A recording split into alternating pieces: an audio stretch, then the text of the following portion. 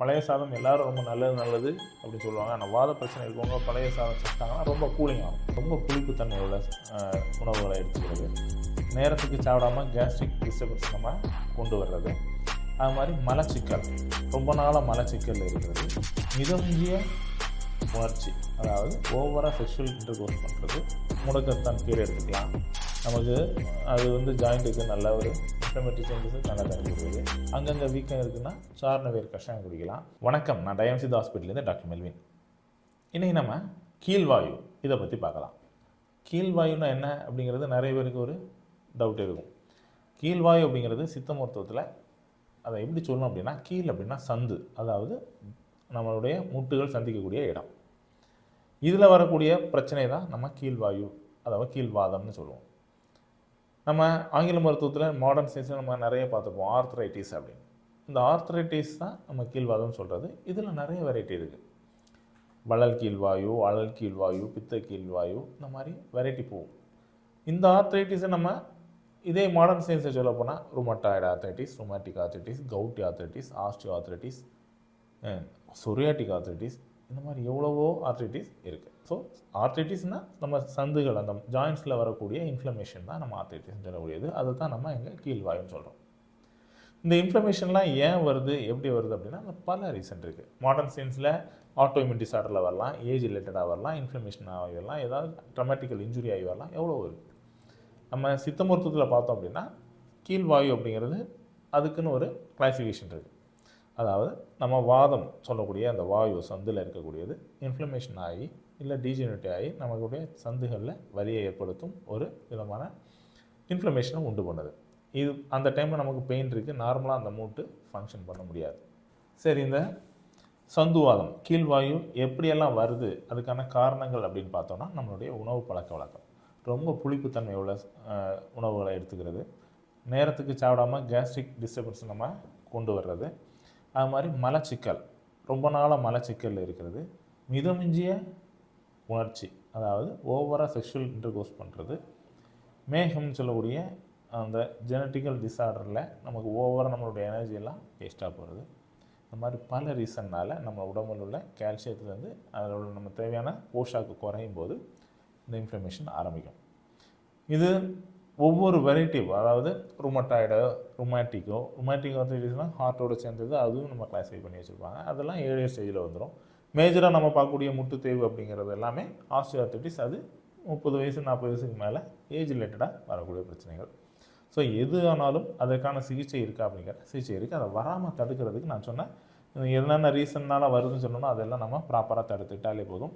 உணவு நமக்கு கண்டிப்பாக சமச்சீராக இருக்கணும், எல்லா விதமான சுவைகளும் சேர்ந்ததாக இருக்கணும். அப்போது இந்த பிரச்சனை வராமல் தடுக்கலாம்.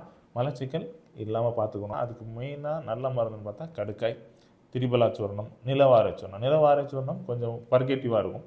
இந்த கடுக்காய் திரிபலாலாம் லாக்ஸேட்டிவாக இருக்கும், மைல்டாக போகும். நம்ம வாரத்துக்கு ஒரு நாளோ இல்லை ஒரு மாதத்துக்கு ஒரு நாளோ இந்த நிலவாரை சூர்ணம் எடுத்து வந்தால் இந்த மலச்சிக்கல் பிரச்சனை கண்டிப்பாக இருக்காது. அதே மாதிரி நல்ல ஆரோக்கியமான மனநிலை, ஆரோக்கியமான வாழ்வு முறை, போதிய அளவு தூக்கம், போதிய அளவு ஓய்வு நம்ம உடம்பு கொடுத்தாலே இந்த பிரச்சனை கண்டிப்பாக வராமல் தடுக்கலாம். அடுத்ததாக டயட்டில் இதை எப்படி கொண்டு போகலாம் அப்படின்னு பார்த்தோம்னா, வாயு பதார்த்தங்களான நம்ம ரொம்ப கேஸ்ட்ரிக் டிஸ்டர்பன்ஸ் கொண்டு வரக்கூடிய கிழங்கு வகைகள், இதெல்லாம் நம்ம சாப்பாட்டை ரெகுலேட் பண்ணி கொண்டு வந்துட்டோம்னா இந்த பிரச்சனை இருக்காது. பழைய சாதம் இந்த மாதிரி உள்ள புளிப்பு ஐட்டங்களை நம்ம குறைக்கணும். பழைய சாதம் எல்லாரும் ரொம்ப நல்லது அப்படின்னு சொல்லுவாங்க. ஆனால் வாத பிரச்சனை இருக்கவங்க பழைய சாதம் சாப்பிட்டாங்கன்னா ரொம்ப கூலிங் ஆகும்.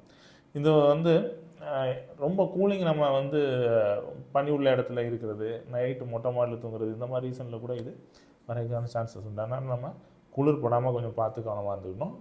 ஸோ இதை நம்ம எல்லாருமே மனசு வச்சுட்டோன்னா இந்த வாதத்துக்கான இது கம்மியாகும். இனி உள் மருந்து அப்படின்னு எடுத்துக்கிட்டோன்னா உள் நிறைய இருக்குது. முடக்கத்தான் கீரை எடுத்துக்கலாம். நமக்கு அது ஜாயிண்ட்டுக்கு நல்ல ஒரு இன்ஃப்ளமேட்டரி சேஞ்சஸ் நல்லா தரக்கூடியது. அங்கங்கே வீக்கம் இருக்குன்னா சார்ன வேர் கஷாயம் குடிக்கலாம். பிராண்டடாகவே நீங்கள் மெடிசன் வாங்கணும் அப்படின்னாலே அமுக்கரா சூர்ணம் இருக்குது, ஏலாதி சூர்ணம் இருக்குது. இது எல்லாமே நம்ம லிமிட்டாக எடுத்துக்கலாம், தேவைப்படக்கூடிய செயல்.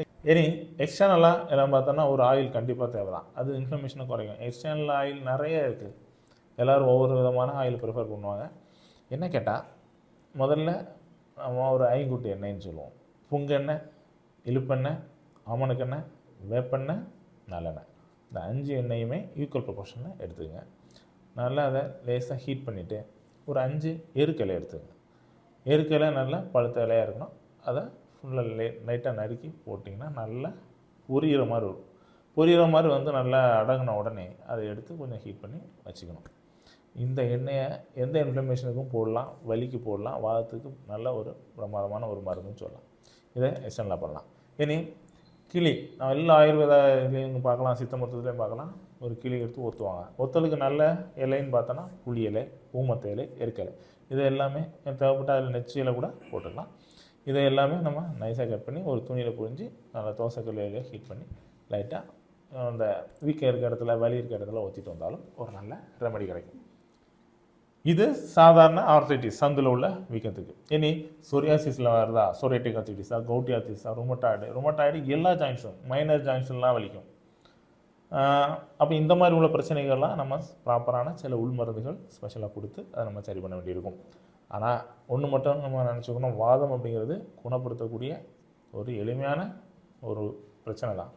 அதை நம்ம காம்ப்ளிகேட் பண்ணி அந்த டைமுக்கு நம்ம ரெமெடி எடுக்கணும், சிம்டமெட்டிக்காக ட்ரீட் பண்ணி இந்த மாதிரிலாம் பண்ணி தான் அதை பெரிய ஒரு வியாதியாக இன்றைக்கி நம்ம கொண்டு வச்சுருக்கோம் அப்படிங்கிறத நம்ம புரிஞ்சுக்கணும்.